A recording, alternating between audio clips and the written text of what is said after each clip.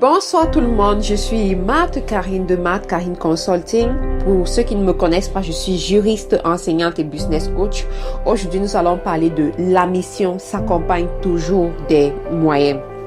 En fait, je parle de ça parce que j'ai fait une petite réflexion sur le poste de diplomate, de ministre, qui, lorsqu'on nomme quelqu'un comme ministre ou bien comme diplomate, nécessairement la personne s'attend à avoir une belle maison qui vient comme avantage, une belle maison, une belle voiture et plein d'autres avantages, quoi. La personne ne va jamais demander à l'autorité qui l'a nommé de fournir le passeport diplomatique, par exemple, la maison, la voiture, toutes ces choses, tous ces moyens qui vont l'aider à accomplir sa mission. Alors, nous également, lorsqu'on revient sur nous-mêmes, nous également, nous avons tous des missions qui doivent nécessairement s'accompagner des moyens. Mais l'observation que j'ai faite, c'est que la majorité des personnes cherchent à avoir les moyens sans se soucier de la mission. Par exemple, on va chercher à avoir une belle voiture, une belle maison, avoir beaucoup d'argent. On va chercher à avoir toutes ces choses-là pour se faire voir ou bien pour que la société nous confirme comme ayant réussi dans notre vie. Cependant, on ne se pose pas la question de savoir pourquoi avoir ces choses-là.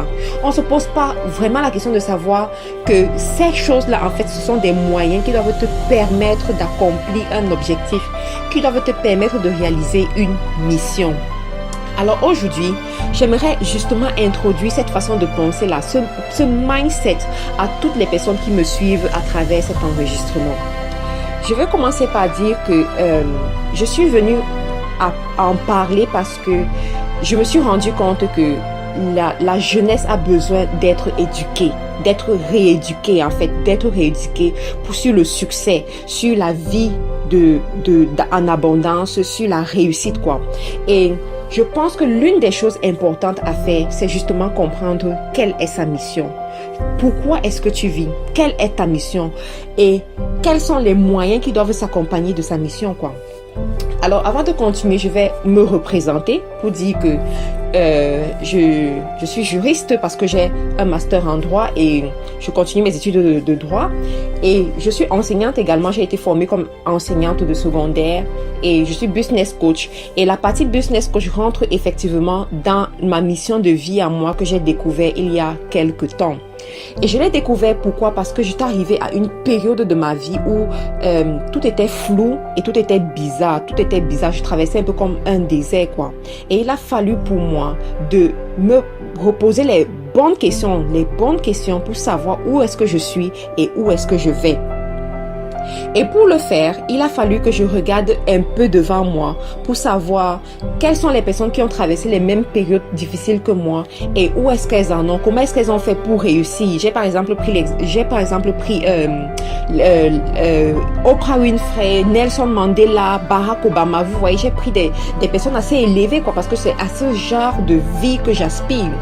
Et je me suis rendu compte que pour quitter de leur point A de misère pour leur point B ou de leur point Z de prospérité, de succès, et il y a eu un certain nombre de choses, un certain nombre d'étapes qu'ils ont eu gravies, quoi. Et c'est ces étapes-là que je suis en train de gravir. Et c'est parce que je me rends compte qu'il y a des résultats que je veux partager ceci avec vous aujourd'hui. Alors, quand tu te poses la question de savoir quelle est ta mission, comment est-ce que tu dois faire pour découvrir ta mission et pourquoi est-ce que tu te poses même cette question? Je veux dire, ici, nous tous, nous aspirons au succès, nous aspirons à réussir. C'est pour cela que nous allons à l'école, c'est pour ça que nous étudions, c'est pour ça que nous rêvons d'avoir le boulot le plus prestigieux, c'est pour ça que nous voulons être entrepreneurs, c'est pour ça que nous voulons vraiment réussir, quoi. Nous voulons être des personnes, des exemples, des personnes inspirantes, des personnes qu'on peut citer en exemple. Tout cela, c'est possible, mais tout cela doit être enveloppé ou bien tout cela doit être mis sous le spectre d'une mission, quoi. C'est dans le cadre de ta mission que tu parviens à atteindre ces niveaux d'élévation. Et parce que tu auras trouvé ta mission, nécessairement Dieu connectera à ta mission des moyens pour que cette mission-là puisse se réaliser. Les moyens là, ça peut être la prospérité financière, ça peut être des bonnes relations, des bonnes connexions relationnelles que tu auras, ça peut être la prospérité physique du genre tu as beaucoup d'argent, tu as une belle maison, des belles voitures qui vont te permettre effectivement de te déplacer. Tu peux facilement voyager par avion. Tu peux faire des voyages à gauche et à droite pour aller impacter les autres également. Ça, ce sont des moyens. Les moyens peuvent être plus ou moins prestigieux, dépendamment de ta mission. Et c'est justement parce que tu vas utiliser ces moyens-là que le monde profane, que le monde des personnes moyennes, average people, they will see and they will say, wow, this person is so successful. Donc, les personnes moyennes vont te voir utiliser les moyens qui te permettent d'accomplir ta mission et vont trouver que, waouh, tu as réussi dans ta vie, quoi. Tu as réussi dans ta vie. Moi, je me rappelle quand j'étais encore toute petite, on considérait qu'une personne avait réussi parce que la personne avait des grosses voitures. Oh mon Dieu. Mais aujourd'hui, j'ai une autre vision de la réussite, quoi. Pour moi, une personne qui a réussi, c'est une personne qui impacte les autres. C'est une personne qui inspire les autres et inspire de la bonne façon et inspire dans l'intégrité. Pour moi, c'est ça mon visage, du moins, ma façon de voir, ma façon du succès, quoi. Ok, on continue. Alors, comment trouver sa mission? Je vais vous partager comment est-ce que moi j'ai fait pour trouver ma mission et comment est-ce que je me suis rendu compte que mes mentors ont pu trouver leur mission également. Alors, première des choses, se connecter à son créateur. Se connecter à son créateur pour trouver sa vraie mission. Il y a plusieurs personnes qui font et ta mission peut avoir un lien avec ton boulot, comme ça peut être complètement détaché de ton boulot. Il y a des gens, par exemple, qui sont médecins, ok? Ils sont médecins, ils soignent des gens et tout, c'est vrai. Mais lorsqu'ils entrent dans leur mission, qui peut être liée à leur métier de médecin, par exemple, Gifted Hand. Gifted Hand, c'est un film réalisé par John Maxon ou Bexon, j'ai oublié son nom, mais Gifted Hand, ça c'est le titre du film. Ce jeune médecin était si talentueux qu'il arrivait à faire des opérations du cerveau. Il était si talentueux qu'il arrivait à faire des opérations du cerveau jamais réalisées dans son époque. Et il réussissait. Pourquoi? Parce qu'il avait choisi la médecine, c'est vrai, mais attaché à ce métier, il avait découvert sa mission, son domaine d'influence. Et vous ne pouvez pas imaginer, ça c'est une histoire vraie, vous ne pouvez pas imaginer comment est-ce qu'il a pu impacter son environnement et sa génération parce qu'il est entré dans sa mission et il a réalisé, il a fait un travail qui était en droite ligne avec sa mission. Vous ne pouvez pas imaginer quels étaient les résultats. Il voyageait dans le monde entier, il menait une vie de prospérité. De loin, les gens allaient se dire que waouh, ce monsieur a réussi, il voyage dans le monde entier, il a des grosses voitures et tout. Non, ça c'est des moyens que Dieu a mis à son service pour pouvoir réaliser sa mission. Première des choses, se connecter à son créateur pour découvrir sa vraie mission, pour découvrir son domaine d'influence. C'est très important. Pourquoi? Parce que si tu ne te connectes pas à ton créateur, tu peux manquer ta mission.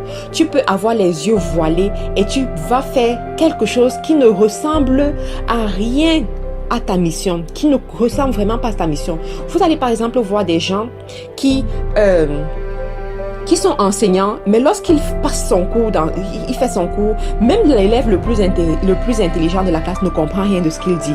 Pourquoi? Parce que ce n'est pas là où il devait se trouver. Il y a des gens qui sont dans la chorale, qui chantent, alors qu'ils ne devraient pas être des choristes. Ils n'ont pas retrouvé quelle est leur mission. Ils se sont trompés de chemin. Ok, on doit continuer. Et ensuite, développer son être intérieur pour se connaître et écouter l'Esprit Saint. Ça, c'est une chose capitale. Je t'assure, capitale. Les personnes d'impact de ce monde entier, ce sont des personnes qui ont appris ce qu'on appelle le développement personnel, c'est-à-dire le développement de son être intérieur. Savoir se maîtriser, la maîtrise de soi, savoir contrôler ses désirs et ses passions, savoir choisir ce qui va nous faire évoluer, savoir se retirer lorsqu'il faut, savoir mener des actions stratégiques pour évoluer. Le développement de l'autre intérieur passe de façon, comment dire, le développement de l'être intérieur est toujours lié à l'écoute du Saint-Esprit. Parce que c'est le Saint-Esprit qui va te révéler les choses cachées que tu ne connais pas. C'est le Saint-Esprit qui va attirer ton attention sur des choses que tu ne connais pas. C'est le Saint-Esprit qui va enlever le voile qui est sur tes yeux et te permettre de voir ce que tu ne voyais pas et te permettre de voir ce que les autres personnes ne voient pas. La vision d'une chose dépend de l'angle qu'on occupe. Et l'angle qu'on occupe dépend de la position et de la relation que nous avons avec l'Esprit Saint pour qu'il nous fasse voir ce que les autres ne voient pas. Je vous assure, vous pouvez être dans une même situation avec 10 personnes, mais vous réussissez à vous en sortir de façon extraordinaire par rapport aux autres parce que vous avez écouté l'Esprit Saint. Et c'est maintenant ces autres 9 personnes-là qui vous suivent et vous leur montrez le chemin, alors que dès le départ, vous étiez tous sur la même ligne, sur la même situation. C'est très important. Troisième des choses à faire, créer un environnement favorable pour l'écoute et pour l'écoute de ta mission et pour entrer dans ta mission d'impact. Je ne le dirai jamais assez. Ton environnement, dis-moi qui tu côtoies, je te dirai qui tu es. Est-ce que tu passes ton temps à marcher avec les average people, c'est-à-dire les personnes moyennes? Est-ce que tu passes ton temps à écouter les personnes qui te découragent? Est-ce que tu passes le temps à côtoyer les personnes qui ont les mêmes problèmes que toi et qui ne cherchent que à pouvoir manger, dormir, payer leur loyer? Non, ta vie ne se limite pas à acheter des habits, manger, dormir, payer ton loyer. Ta vie, tu es né pour impacter les autres. Tu es né pour que ta vie serve à d'autres personnes. Tu es né pour que les gens qui ne te connaissent même pas viennent te dire merci parce que en t'écoutant, j'ai pu évoluer. Merci parce que en te rencontrant, j'ai trouvé la solution à tel problème. Merci parce que grâce à ton travail, j'ai eu telle solution, j'ai eu tel résultat. C'est pour ça que tu es là. C'est pour ça que tu es où tu es. C'est pour ça que tu vis. Et tu dois prendre conscience de ça aujourd'hui. L'environnement est si important que lorsque tu es dans un mauvais environnement, tu peux passer à côté de ta mission. Tu peux passer à côté de tes opportunités. Quatrième des choses, la préparation. Pour entrer dans sa mission et pour impacter vraiment, il faut se préparer. On ne naît pas avec la préparation. Moi, j'aime souvent à dire, comme Miles Monroe le disait, nous sommes nés leaders, nous sommes nés pour impacter. Cela est en nous, il y a cette graine-là en nous. Mais cette graine-là doit pousser. Pour que cette graine-là pousse, il faut la nourrir. C'est-à-dire, il faut se préparer. Tu te prépares pour être un leader.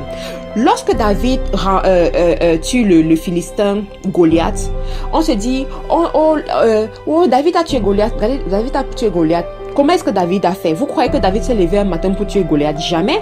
David, lorsqu'il allait paître le troupeau de son père, il bagarrait contre les animaux qui venaient pour dévorer le troupeau de son père. Et parce qu'il bagarrait avec les animaux qui venaient dévorer le troupeau de son père, il se préparait déjà à tuer un Philistin, un Goliath un jour. Dès aujourd'hui, toi qui m'écoutes aujourd'hui, là, tu dois commencer à te préparer pour impacter la société, pour impacter le monde entier. Tu dois te préparer par les petites choses. Est-ce que tu aimes trop manger? Arrête de trop manger.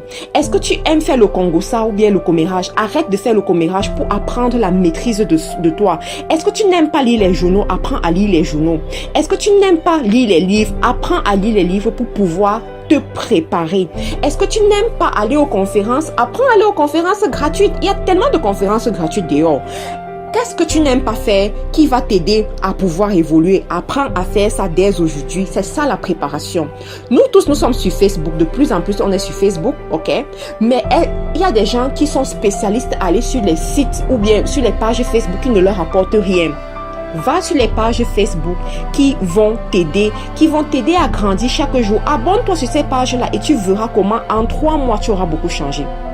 Et ensuite, lorsque tu entres dans ta mission et que de façon claire, Dieu te montre ta mission, je t'assure à 100%, je mets ma main au feu, il te donnera également les moyens. Ici, on va distinguer 2 sortes de moyens. J'ai encore très peu de temps qui me reste. 2 sortes de moyens. Il y a des moyens que tu dois mettre sur pied. Il y a des moyens que Dieu te donnera, ce qui viendront sous forme d'opportunités. Et à ce niveau, c'est là où tu vas te rendre compte de la main incroyable de Dieu. Tu vas te rendre compte que les choses viennent à toi naturellement. Tu vas te rendre compte que tu as des propositions, tu as des contrats, tu as des propositions qui viennent des personnes que tu n'aurais pu jamais imaginer qu'ils allaient te contacter. Ça, c'est la main de Dieu. Ça, ce sont les moyens. Et tu dois prendre